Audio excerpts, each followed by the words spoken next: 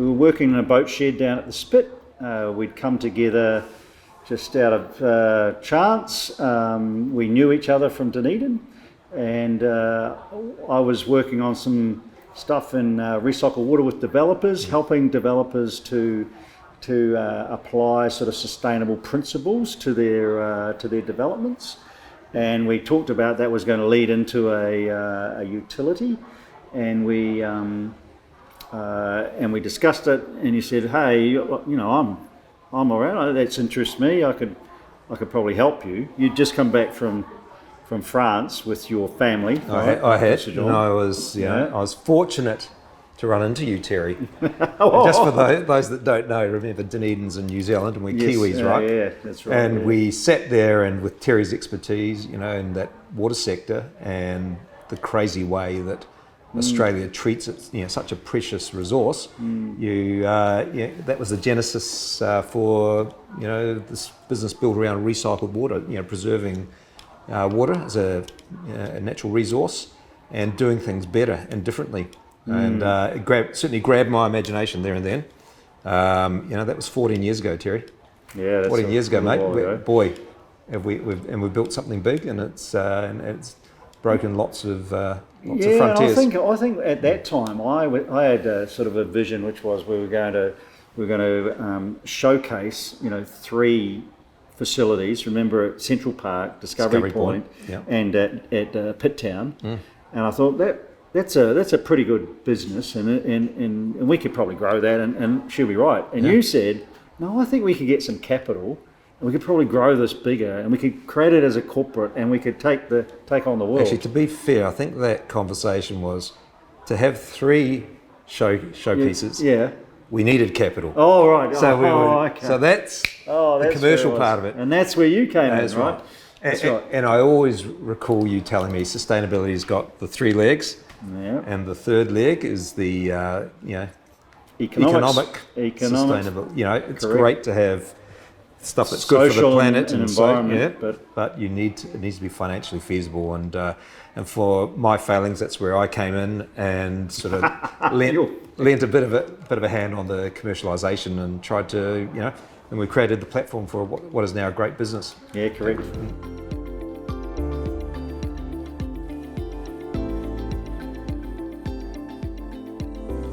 With water, it was about expanding our water offering. Yep. And so initially it was about recycled water, and then we were taking just wastewater into recycled water. And then as we learnt about those communities and the developers, and they were saying, well, we would like you to do it all, so can you add drinking water to it? And of course at that time it was, well, that's not possible, but we were able to then offer drinking water and negotiate, you know, the service to be provided to us from Sydney Water. So we were expanding that then into stormwater, and then we were expanding the uses of those waters. So that was a bit of an evolution. And then it was about, well, if we're serving those customers and those communities, the next thing that they need to be able to get these developments out of the ground is energy. So we then went, well, okay, so how can we provide energy services? And that was just a bit of a follow your nose. So they would get water sorted, and wastewater, I think, was the driver at that time. Remember, it was out west, and there was no wastewater solution, and so it was probably just an evolution. And then that grew into the vision, did it? It grew into the Musco vision. Yeah, but it was very, very consistent with the, the growth into energy was very consistent, found on the same principles as water, which is about, you know, there's a natural resource that's sitting within the community that should be reused within the community, right? Yep. And contrary to the way things were done traditionally with wastewater, it sort of just goes, you know, flush the toilet, goes out to sea. For a massive old network, we are reusing it within that community, right? Yep. And therefore we went, well, actually developers do need energy as well as wastewater and water services. Yep. So let's grab the energy from within the community. So it's solar, for example, okay? And let's just start doing things more efficiently, for reuse within the community. So we sort of like, there were 2 drivers as we moved into that energy field. And then you just go the next step, which you mentioned, which is data telco, you know, and you start going, well, developers need that. They need a turnkey solution, and we're moving along that pathway. Yeah, and it was sort of the concept, wasn't it? Which is that we're inside the community because we're creating these essential services and infrastructure inside the community. They're perpetual services, so we're always in the community forever, part of that community. And therefore, why couldn't we take on more responsibility and more services if we're already there? Yep. And that was where energy through solar panels and embedded networks. And then I think we came to the realization, didn't we, that that water is the same as energy, is the same as data, is the same as waste, albeit we were told so many times that you don't know what you're doing, that water is not the same as energy. Energy is a lot more complicated, it's a lot more regulated and so forth. Well, no, I think it's all about embedded networks, about capturing the resource, as you said, within the community, and then making that resource available as an essential service back to the community.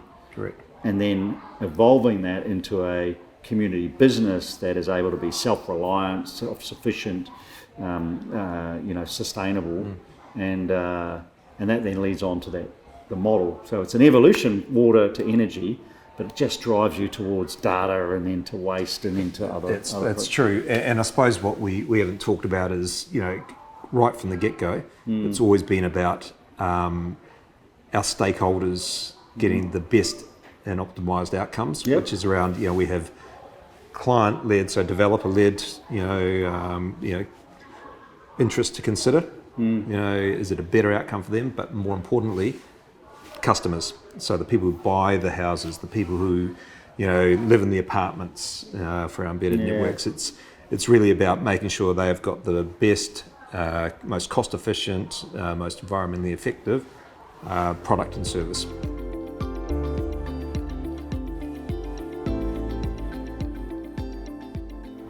So in Australia, is anybody else doing this?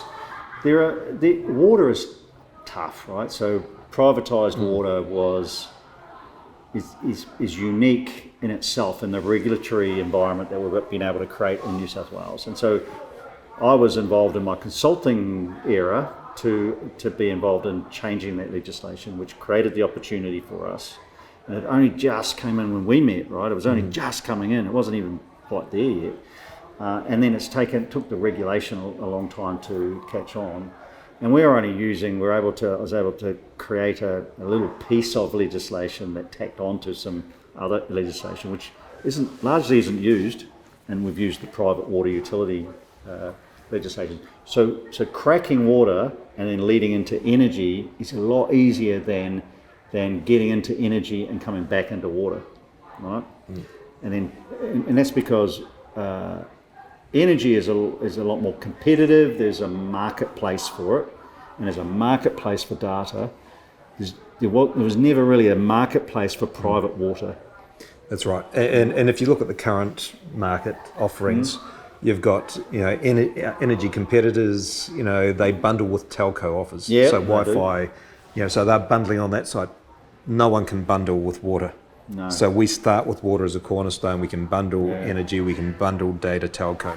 So it's a differentiator, big differentiator. It is, but I think also what you were asking was why is Altogether unique, right? So what's unique about us? And it is that service offering. No one else is doing that. But I think what's unique about us is we've been able to create an organisation of different-minded people, of diverse people that come from diverse backgrounds, diverse experience, and we're able to bring them together and we sort of unencumbered and we just think differently, right? So, and you have to think differently in the space because everybody tells you it just can't be done. They go, oh no, you can't do that, right? Oh no, they won't. The authorities won't allow you to do that, and we never really say that we can never do that. So we just go. Terry, the last 14 years has been a breeze. Absolute breeze. Never say never, right? Never say never. It's one of the values that's core, right? And forge your own path. All those values that are core to our business. It's we live and breathe them, right? And it's been proven over the last since cradle, since the cradle, right? Yeah, and that's because of the people that we have, right? Absolutely. And that we, our attitude is, we're sort of friendly, so people like working with us. Yeah.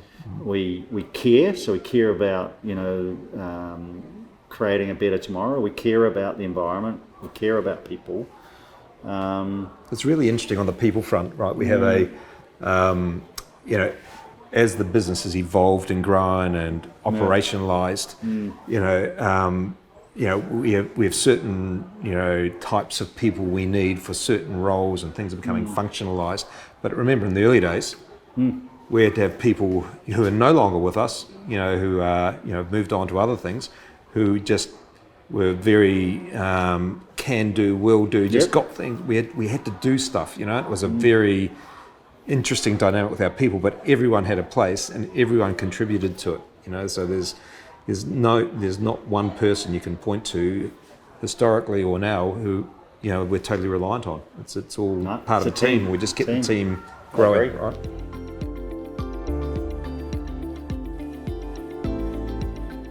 Look, I think we're already achieving success. We've evolved from, initially it was about how do you get the agreements with those developers, and then how do you then deliver on those agreements. So you've got to design something that has never been done before. And so many firsts that we have achieved, that the largest recycled water plant in the basement of a residential building in the world, right? And that was 8 years ago, right? And it's the largest, and it's still the largest. And so I think we did it for those out there. It's Central Park. It's an so that was in Central Park. Showpiece. And they take a long time, right? And so we've been at it for 14 years, but it takes a decade to get to this position. Even if you think about Pitt-Town, which was the first of the local water centres that was built right across from an existing neighbour and right in the heart of a new community, which no one had done before. They talk about, well, you need to have a 200-metre buffer zone. I remember having the conversations, sitting on our neighbour's porch, looking across at where the site would go, and he says, I don't really want you there. He said, well, look, we are going to build it because we have the approval, but we want you to be happy, and so we want to talk to you about it, and we want to hear what you have to say. And then remember that he became our caretaker in the end, and he was he was very happy. So they're all sort of firsts. And so then it was about heading towards, now we're operating, now we're going to have customers. Okay, so now we've got customers. Now we can think about the customer, and then bringing those people along the way. So what does success look like? We've built a fantastic team. We've achieved some outstanding, exemplars, I suppose, for the industry that they look at, and it sort of becomes the norm. Oh, of course you can do that now. Well, we remember when they said, no, you can never do that. Remember when we were talking about delivering... That might have been me telling you that, no, you can't do that. No, industry was telling us that. That's all I do. Yeah, industry was telling us that, right? It was telling us, and even, we would have those negotiations with Sydney Water, and they go, no, mate, look, no, Terry, that will never happen. And then after, you work around, you brainstorm, you talk to other people, and then 2 years later, we're delivering drinking water supplied by Sydney Water. Now, people will take that for granted right now. They go, oh, of course you should be able to. Well, when we were back then, they were saying, no, you'll never do it. That's right. So that's probably just emblematic of illustrative of what we've done and what this business is about. We just keep having barriers thrown up as we evolve and grow and do things differently. Yeah. And people say there's a lot of naysayers out there, and they can be regulators, they can be entrenched stakeholders in the industry, and we prove them wrong. And that's why we need people. It's really critical, who can think about solving problems and have that can-do attitude. So that's probably, when you talk about success in the future, it's stepping that up, isn't it? It's about how do we continue to grow, an amazing team, which has, diversity, has, sort of innovative thinking, lateral thinking, can create new products, can create new services, can create new ways of doing things. And then the business continually achieving those sort of firsts, or those things that are innovative that the industry looks at and goes, oh wow, that's smart. Like, ooh, that's really smart. So we're sort of pioneering every day, and we're achieving things, and I think that's success, which is we're creating exemplars for the industry, but also globally. Ultimately, we will create a model for the world for the development and redevelopment of cities. Yep. You know. So for me, you could try and summarise it as being, around the barbecue. If it's a client sitting around his or her barbecue, it's a staff member, it's a government official. They're doing their own thing around their barbecues, and they talk about it all together. Yeah. And they say, actually, that's cracking. That's a great result I got from that, or I love them, or I'm really proud to work with them, or have you heard about them? You should think, and that's success for this business, right?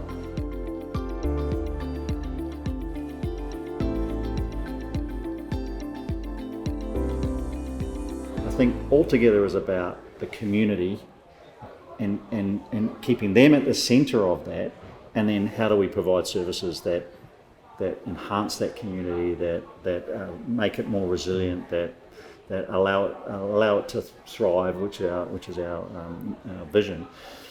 But It's also about the people, though.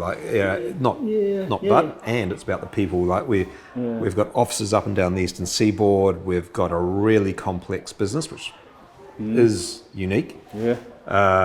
It's got so many disparate functions, and it's about bringing them all together. Based on the values we've got to deliver on our goals. So all together is, internally as a brand is really strong and meaningful as well. If we look for a year, I think we'll see different people joining this business. So we're going through this growth phase, continuing. We've been going through a growth phase, we continue. But, with acquisitions, and we've got some acquisitions and some partnerships that we've identified. And so you'll see a lot more different people in our organisation, which will be great. So they bring a whole new, culture, I suppose, to our business. And then I think we'll see the growth we grew from New South Wales. We've been focusing on Queensland.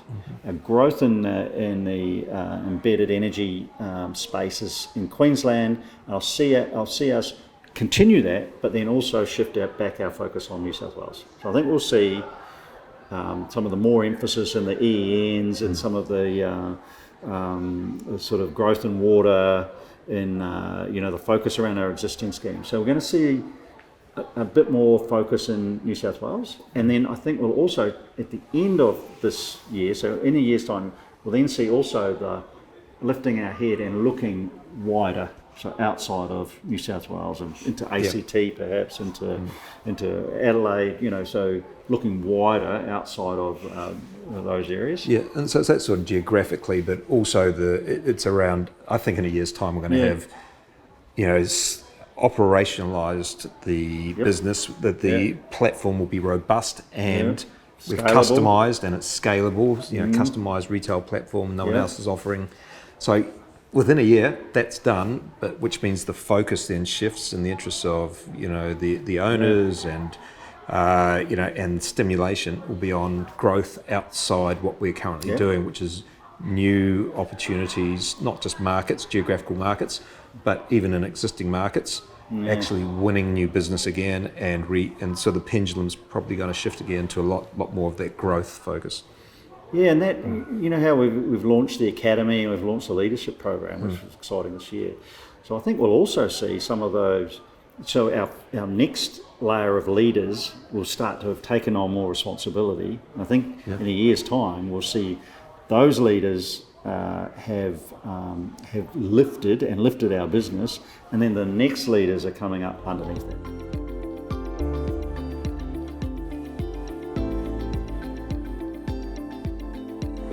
Oh, it's definitely the people, right? Yeah. It's the people, isn't it? Yeah, it is definitely. It's cracking people.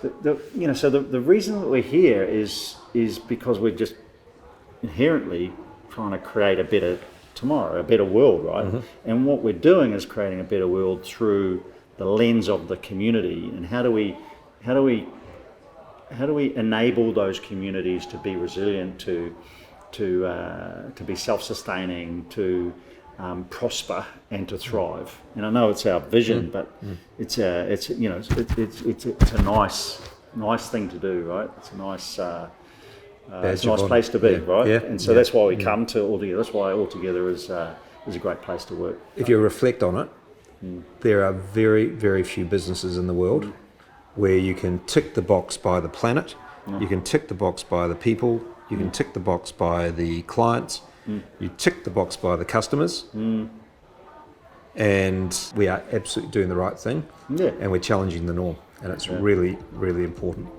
Yeah. Makes it a great place to be. Great. Welcome.